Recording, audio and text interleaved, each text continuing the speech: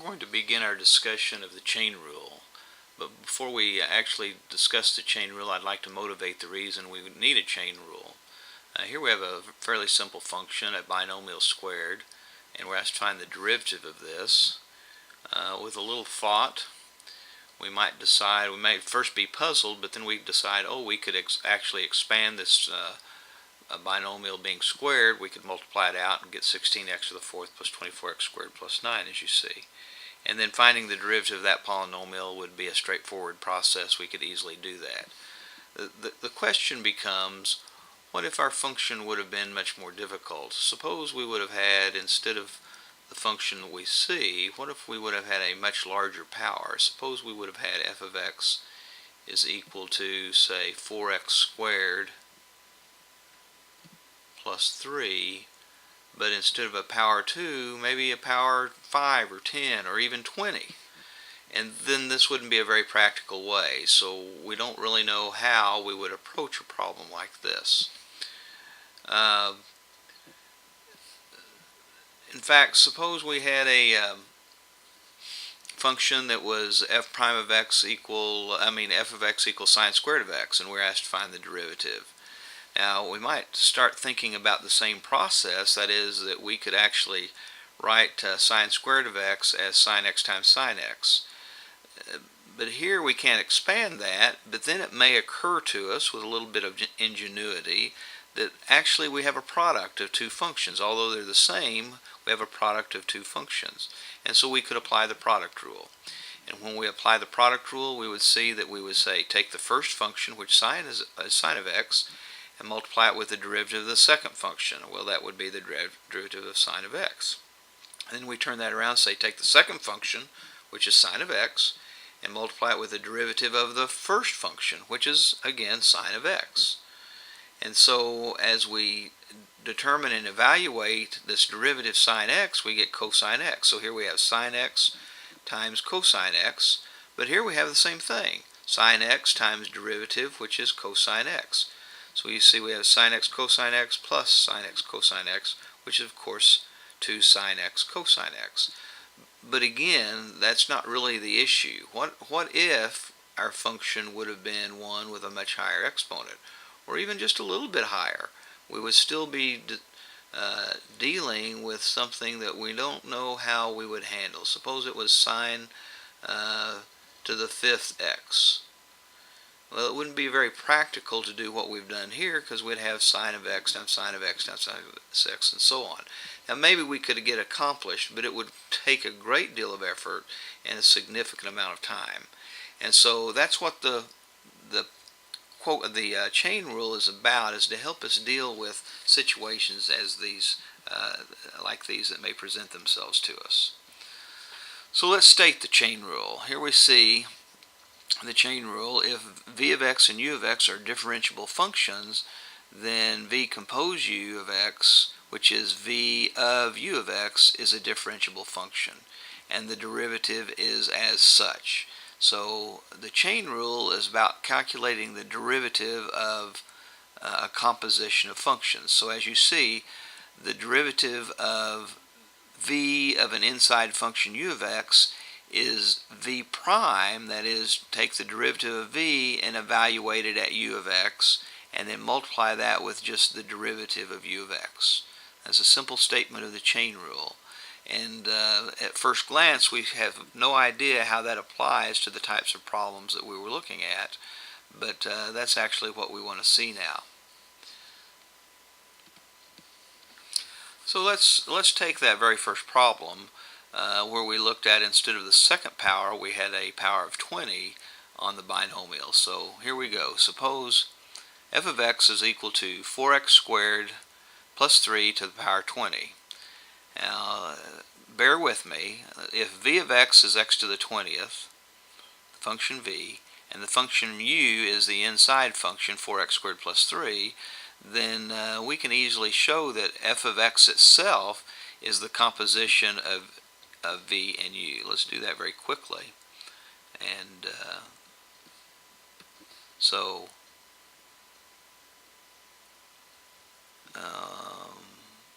actually, that's not the way I want to do this. I want to look I want to look at the composition. So let's start with this composition. Suppose then we're looking at v of u of x. Well, that would be take v and evaluate it at u of x, and of course u of x was what, 4x squared plus 3?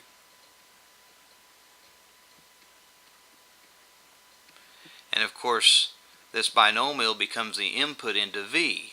So instead of an x to the 20th, we would have the input 4x squared plus 3. We actually have 4x squared plus 3 to the power 20, which is exactly as we said is nothing more than f of x.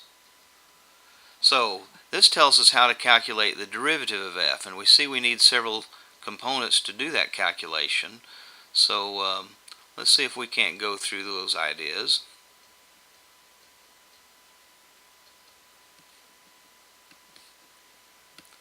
Now we're going to need v prime and u prime. Well, v prime of x, of course, is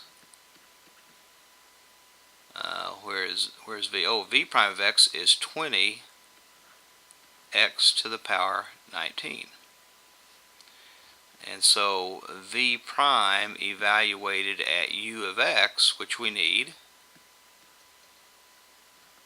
So we need v prime evaluated at u of x.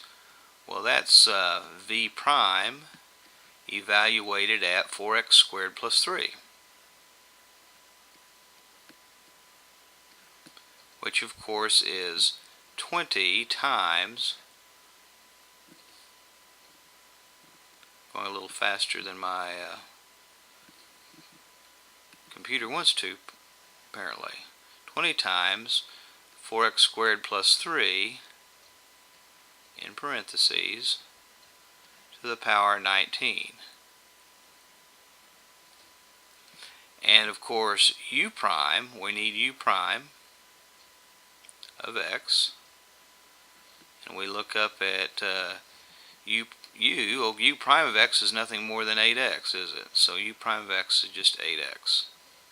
Those should be parentheses. So to calculate the derivative that we're interested in, that is f prime of x, is v prime evaluated at u of x, which is this, 20 times 4x squared plus 3 to the power 19 times 8x. And there we go, there's our derivative.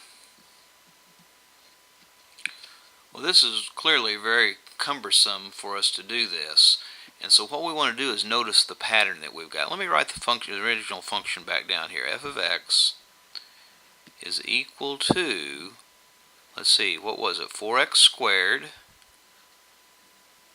plus 3 to the power 20. And let's look at the resulting derivative we have here.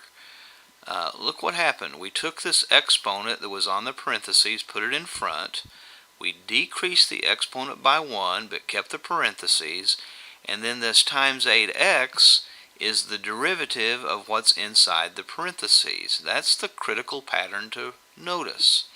In fact, that leads us to a more general statement of what we have there. That is, if we have some function to a power, that's we have inside parentheses some expression to a power, then to find the derivative of that function, all we need to do is take down the exponent, write this original exponent in front as a factor, decrease the exponent that is on the parentheses by 1, and then multiply with the derivative of what's inside the parentheses. And this is called the general power rule. And the general power rule is a result of the chain rule.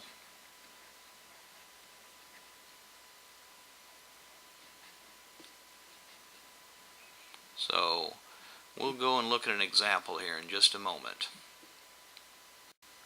Well, we've been discussing the chain rule for derivatives, and we've seen that the result of the chain rule is a very special case called the general power rule. Now, of course, the chain rule applies to a lot of different situations, but specifically, if we have a differentiable function or expression that's raised to a power, we can find that derivative in much the same way we did find the derivative of x to the nth power. That is, we write the factor, the exponent as a factor in front of the expression. We decrease the exponent by 1 that's on the expression or is on the parentheses. And then the only difference is that we have to also multiply with the derivative of the expression itself. So let's look at some examples where we're going to be using this chain rule to calculate derivatives. So in each of these, of course, we're looking for a derivative, and I'm wanting to point out the variety that this general power rule applies to, just like the variety that the regular power rule applied to. We could find the derivative of x to a power, or we could find derivative of square root of x or cube root of x by changing things into a power, radicals into a power. And we could find the derivative of, for instance, 1 over x to the 4th by writing that as x to the negative 4th. So we have similarities in these functions that we're going to apply before we actually use the general power rule. Let's get started with the first one. The very first one that I want to show you is f of x equal x squared minus 3x to the power 7. Now this is just a straightforward application of the general power rule. We have parentheses, we have an expression in parentheses, and a power on the outside. And so to find the derivative, what we're required to do is we bring this 7, this exponent, down as a factor in front of the expression in the parentheses. So it's 7 times x squared minus 3x to a power that is 1 less than 7. Well, 7 minus 1 is 6. Now, we can't forget, though, although we might be able to do this in our head, we've got to multiply that with the derivative of our expression. That is, the derivative of what's inside the parentheses. In this case, the derivative of x squared minus 3x. Now, a lot of times we could do that in our head, we just need to not forget to do it. So let's go through and actually calculate that derivative. We'll rewrite the first part, 7 times x squared minus 3x to a power 6. Now the derivative of x squared minus 3x, of course, is 2x minus 3. And notice once again I'm writing my intermediate derivative, that's the derivative of the inside here, in its own brackets. So when I go back to check, I'll recall where that came from. And particularly if I did it in my head, if I skipped this first step and went directly to this second step.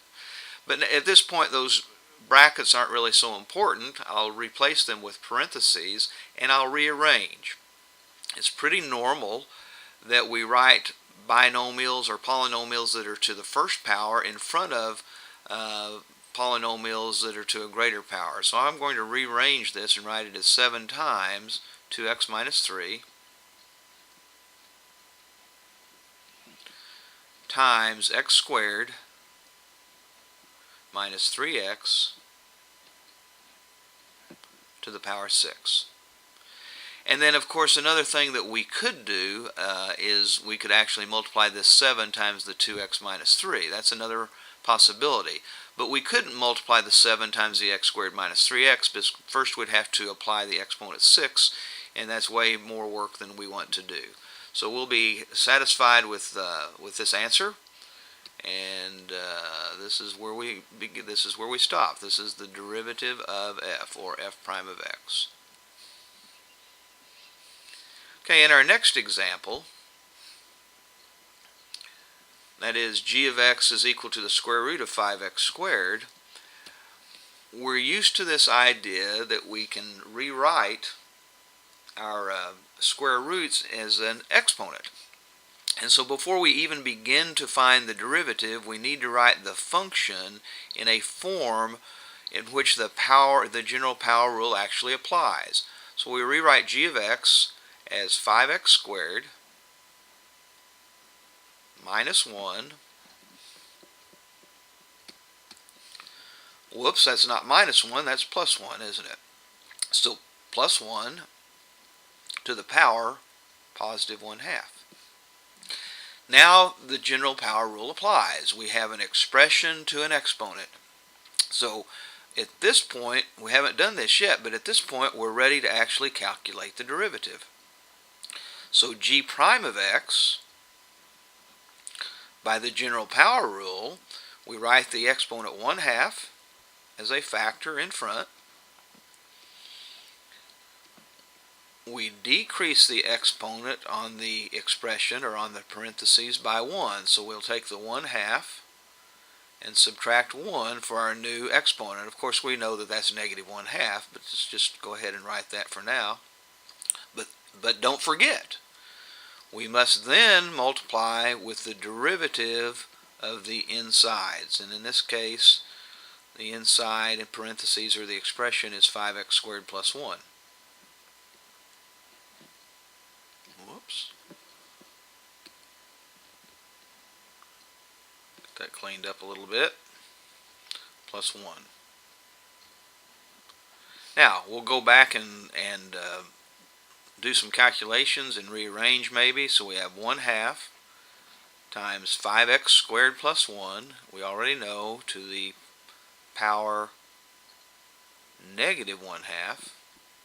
That's a negative 1/2 exponent. In this case, the derivative of 5x squared plus 1 is simply 10x. We have several things happening. Let's just kind of pay attention to one at a time right now. We see that we're going to have a 1/2 times a 10x. And of course 1/2 times 10 is 5, and so we get a resulting 5x when we multiply 1/2 and 10x together. And then of course we have the expression 5x squared plus 1, 5x squared plus 1 to the power negative 1/2. And we know we don't ever leave a fraction, an exponent, that's negative, and so our next job, of course, is to rewrite this as a positive exponent. So we'll say 5x times, now this is going to create a fraction, isn't it? And it's going to be 1 over 5x squared to the power positive 1/2. That was the whole point, positive 1/2 power. But there's a couple of things here. We usually take our hint from the original problem. The original problem didn't have a fractional exponent, it had a square root. So that gives us the hint to change this denominator to the square root of 5x squared plus 1. And of course we can multiply 5x times this fraction, and I don't think we really need to know to do this. I mean, we can think of this as over 1, but we don't really need that in the future. But that will, of course, set us up for doing this correctly. 5x times 1, of course, is 5x. And then 1 times this denominator, which we already said we're going to write as 5x square root of 5x squared plus 1. So the derivative of g is the fraction 5x divided by the square root of 5x squared plus 1. And once again, in calculus, it's normal to leave a radical in the denominator. We don't normally rationalize unless the radical is only the square root of a number. In that case, we might rationalize. But nevertheless, this is our final answer. This is the answer we're going to leave. So we are finished with our problem. Okay, our next problem is going to require a similar transformation of the function before we find the derivative. We have the function h of x is equal to 6 over x squared minus 5 to the 4th power. And this is kind of like having x to a power in the denominator. We're used to the idea of transforming this function before we find the derivative. We're not quite ready to find the derivative. Now, we could, of course, use the quotient rule here, but I think it's a little simpler since we don't have any variable expression in the numerator, only a constant expression, to write this fraction as 6 times x squared minus 5, that's a square, x squared minus 5 to the power negative 4. And that's a little easier for us to deal with. Now, I would point out that we're getting ready to find a derivative, and the issue before we find the derivative is that we have this constant 6 right here in front, and that's something we haven't dealt with before. But this isn't really much different than when we were dealing with things like finding the derivative of something like y is equal to, say, 6x to the negative 4, when we're just using the normal power rule. Well, of course, what we would do is we'd take this exponent and multiply with that 6, wouldn't we? Because that's nothing more than a coefficient. It's a constant. And we take the same pattern, we use the same pattern when we're dealing with this. So to find the derivative, let's worry about the derivative. The derivative of h,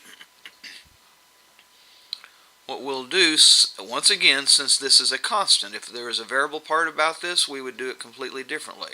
But we'd say negative 4 times this coefficient 6, that's negative 24.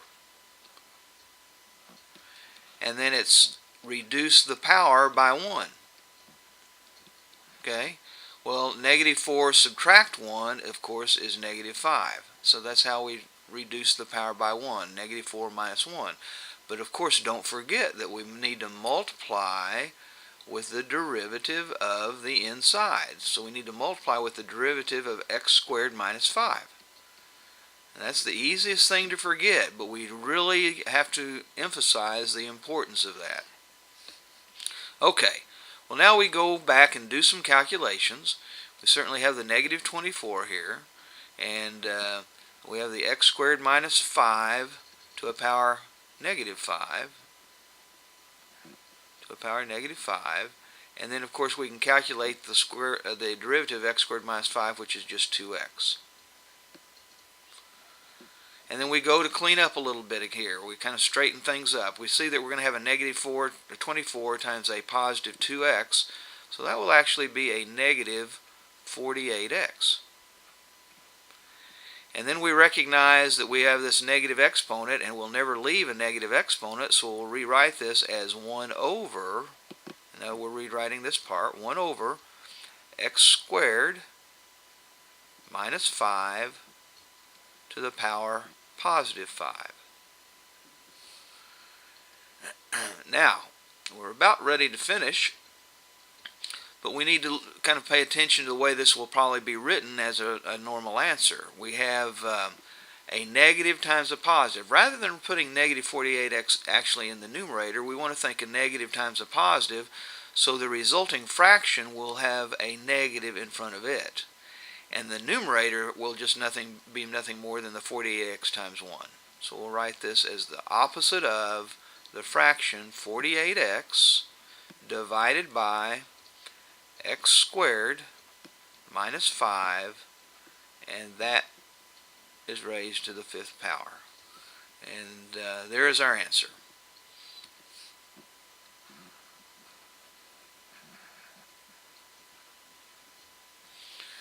Well, next we're going to compare a couple of more derivatives, a couple of more functions that we're going to find the derivative of, and points out a big difference between what happens when we have a constant factor in front as opposed to a variable factor in front.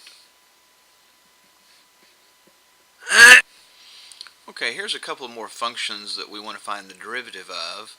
In both cases we're going to use the general power rule version of the chain rule, but there's a slight difference, and this slight difference makes a big difference on calculating the derivatives. Here we have f of x is equal to the constant times parentheses to a power. Here we have a function g of x that is a function 2x, not a constant, 2x times the parentheses to the 5th power. And we've dealt with these kinds of things before, but let's be reminded. Let's look at this very first function. Remember that the 2 in front of this expression, we really have 2 times a function.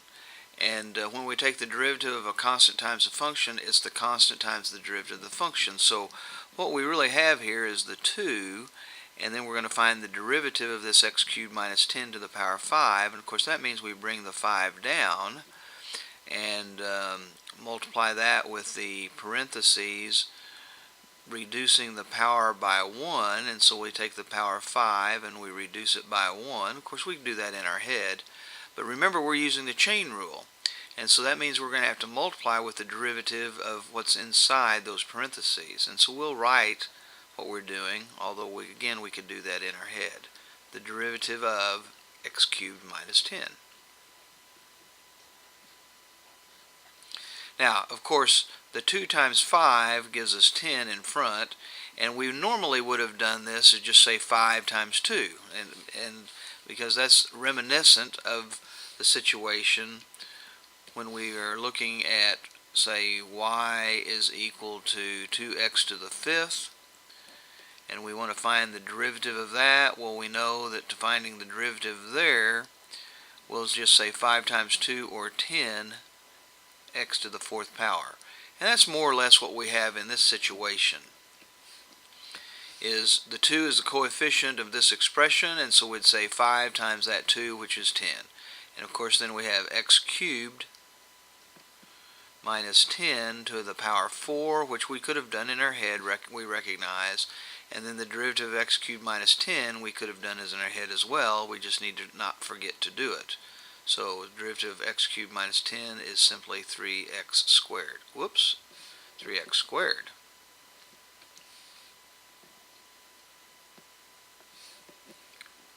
Okay, 3x squared. And then we look to simplify our expression. And of course we have this monomial 10 times this monomial 3x squared. So we'll write that as 30x squared. And of course times x cubed minus 10 to the power 4. And we're finished with this problem. There's the derivative that we were seeking. And we can stop at this point. Now let's take a look though at the next example. The difference here, of course, is in our first function the factor in front was a constant. In this function, the factor in front is not a constant, but a variable expression. That x makes all the difference in the world in this problem. And what that means is that we're going to have to use the product rule, because we simply have a product of a function 2x with a function x cubed minus 10 to the power 5. So we actually have two functions that are being multiplied together. So as we worry about the derivative, we have to remember the process for finding the derivative of a product. We use the product rule. Okay, we're going to use the product rule here.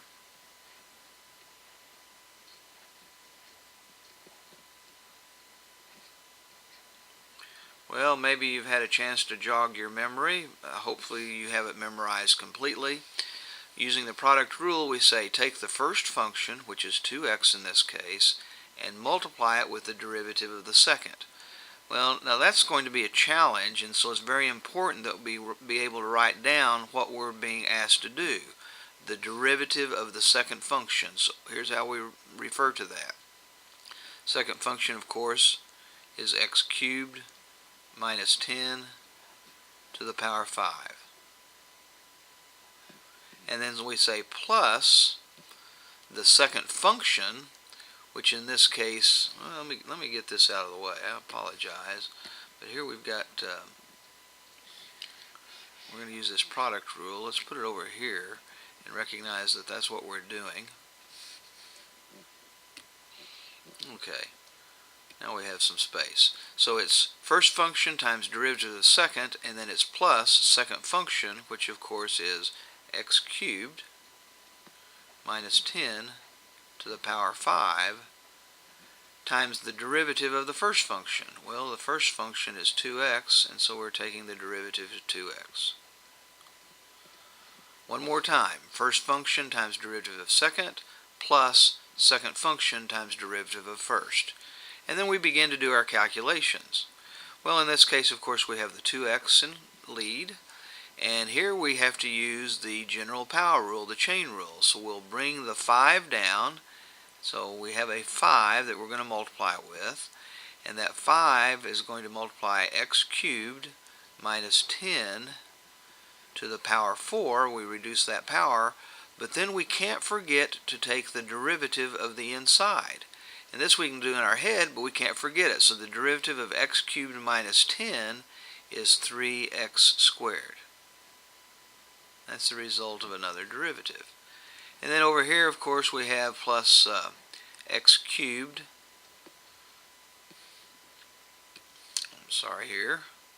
X cubed minus 10 to the power 5 times the derivative of 2x, which of course is just simply 2. Now we look to clean up our expression. And notice here we have a 2x times a 5, which of course is 10x, and then we have that 10x times 3x squared, which will actually be 30x cubed. So 2x times 5 is 10x, 10x times 3x squared is 30x cubed. And then we have times x cubed minus 10 to the power 4. And of course here we'll rearrange and we'll put the factor of 2 in front, so we have 2 times x cubed minus 10 to the power 5. Now it's likely now we would look in the back of their book to see if we got the right answer, and we would see that the answer is factored. And in this case, factoring actually helps us simplify. So the way we go about factoring, recall, is that we look at these monomial factors, and 2 is a common factor between 30x cubed and 2. So 2 is the common factor. And then we see that we have x cubed minus 10 repeated as a factor in both terms, so it appears both places. And of course we use the lower of the two exponents, so in this case that is the exponent of 4. And then since we are factoring out this common factor, we look to see what we would have inside the brackets. So 2 times 15x cubed is the way we would arrive at 30x cubed, and of course we already have this factor. And then we would have, well, we don't need a factor of 2 to create this, we already have a factor of 2, but we need x cubed minus 10 to the power 1, because we're going to multiply this expression with this expression, and we've got to create the x cubed minus 10 to the power 5. Now we see that we can actually simplify what's inside these parentheses, because we have nothing more than a 16x cubed here. So let's go ahead and write this as 2 times x cubed minus 10 to the power 4, and we're going to replace these brackets with parentheses because this is going to be more simplified. So 15x cubed plus x cubed, of course, is 16x cubed. And then we have minus 10 that's there. And then we could even go a little further. We could keep this, a lot of times though we'll put the lower powered binomials or trinomials or polynomials in the front, so it wouldn't be unusual to write this as 2 times 16x cubed minus 10 to the power 1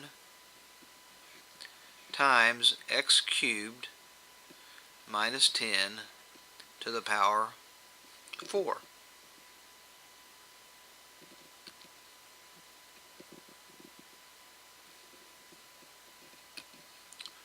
To the power 4. And we're finished. Okay, in this last problem of this section for now, we're going to look at the derivative, find the derivative of this quotient. I'd like to remind you that we have these this new general chain rule, a version of the, a new general power rule, which is a version of the chain rule that we can apply in lots of different situations. For instance, taking the derivative of this quotient. Still, we may have a problem where we have to use this technique when we're finding the equation of a tangent line, so on and so forth. But here we're going to find the derivative of this quotient. So we recognize that we have to use the quotient rule. So we remember the quotient rule from above here. And how's that work? Well, we say we take the denominator, that's what we have here, then times the derivative of the numerator, and that's what we're showing here. So of course this is the derivative of the numerator. And then minus the numerator, here we have, times the derivative of the denominator. And here I'm writing derivative of denominator. And then we divide all of that by the old denominator squared. And that's what I'm showing here. Here's the old denominator squared. That's important, as it has been in the past, that we're able to write down this derivative in terms of calculus rather than trying to think through every part of it. So now all we have to do is go back and worry about how we find this derivative and this derivative, and that step will be easy for us rather than trying to do everything in our head. Well, here we have exactly what we talked about. To find this derivative, the derivative that we have here, we have to use the power rule, general power rule, which says we bring the 3 down in front, here that is, okay, and then we reduce the power by 1, here that is, reduce the power by 1, and then we multiply with the derivative of what's inside. Well, the derivative of x squared minus 1 is 2x, and so here we have that. And of course over here we have x squared minus 1 to the 3rd power times the derivative of 5x plus 1 to the 8th power. So once again we use the general power rule here, which says we bring the 8 down as a coefficient in front. There's our factor of 8. We reduce the exponent 8 by 1. 8 minus 1 is 7. But then we have to multiply with the derivative of the inside. And of course the inside is 5x plus 1, and that derivative is 5, and that's what we're showing there. And of course we look in the denominator, and we have an expression to a power, and that's raised to power, and so we multiply these two exponents, 8 and 2, and that's how we come up with the exponent 16. Okay, well from here we need to be concerned about doing a little simplification. We need to clean up the left side, clean up the right side, and when I say clean up the left side and the right side, remember this minus sign right here is separating these two terms in the numerator. So everything over here is one term, everything over here is a second term. And we see that we have a factor of 3 and 2x that we can write as 6x. We have a factor of 8 and 5, which we can write as 40. And I've gone a little further than just writing those factors, the 6x in front. And of course here's my 5x to the 8th power and my x squared minus 1 to the 2nd power. And my 5 times 8, which is 40, I'm putting in front, but I've also switched these two factors around so that I have exactly the same order, and it helps me recognize the steps that I need to take in the future as I continue to simplify this. So that's my problem now, is to do a little more simplification. Let me make some room here for myself. And what we're going to do is we're going to factor and this numerator, and hopefully after we factor we'll be able to simplify or reduce the fraction. So we prepared to do that work. Let me put my equal sign here, and of course this is going to be quite a long fraction, so let me get my division bar. Okay, we see that in this first term we have a 6x factor and a 40 factor. The only factor in common between those is 2, since they're both even. We see that we have a 5x plus 1 factor here and a 5x plus 1 factor here. Of course this is the 8th power, this is the 7th power, and so we have to factor out the smaller of those powers. And so that will be 5x plus 1 to the 7th power. And we have an x squared minus 1 factor and an x squared minus 1 factor, but the lower of the two powers is 2, so we'll factor out an x squared minus 1 to the power 2. Now of course that leaves, we're going to need to, this is our common factor that we're factoring out, and of course when we multiply this out we need to multiply with a first term and a second term to create the two terms that we have here. Remember, we have these two terms. We have the first term, which is all of this, and we have the second term, which is this. And so in these brackets we're going to have two terms. This common factor times the first term has to create 6x times 5x plus 1 to the 8th power times x squared minus 1 to the second power. So 2 times 3x, of course, is how we're going to get our 6x. We need a 5x plus 1 to the power 1 to create a power 8. And we already have our x squared minus 1 to the power 2, so we don't need to have any more factors of x squared minus 1 for this first term. And now we have the minus sign that separates these. 2 times 20 is how we'll get 40.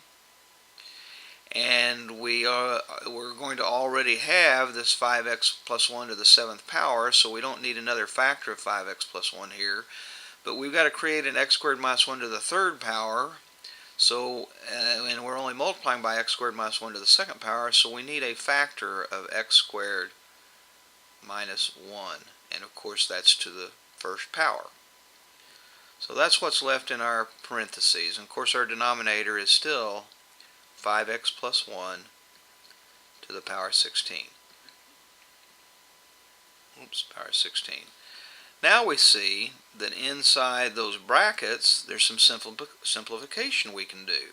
We can actually expand this 3x times 5x plus 1 and this 20 times x squared minus 1. So let's put our first part down. We have a 2 times a 5x plus 1 to the power 7 times an x squared minus 1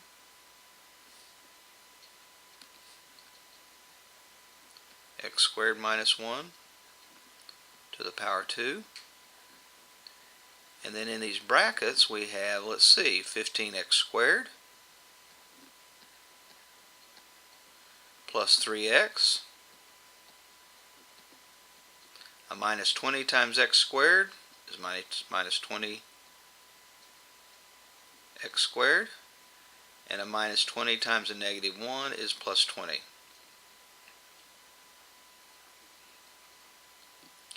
And then we see that ahead of time that we're going to be able to combine some of these terms. But we still have our denominator, 5x plus 1 to the power 16.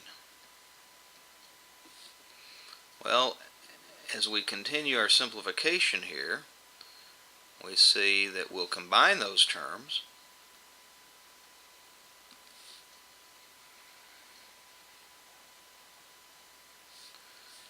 And when we do, we'll have our 2.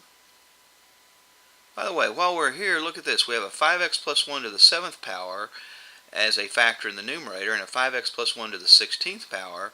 So we're going to cancel all of these, and it's going to leave a 5x plus 1 to what power in the denominator? Well, 16 minus 7 is 9, isn't it? So we're going to have a 9th power down here as we cancel those with this. So that's going to leave a 2 and an x squared minus 1 to the power 2. And in these brackets we're simplifying. Let's see, 15x squared minus 20x squared, of course, is negative 5x squared. Plus a 3x plus a 20.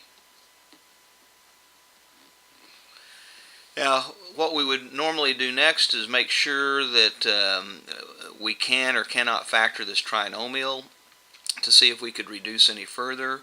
But in this instance, we cannot factor any further, and so this is our final result.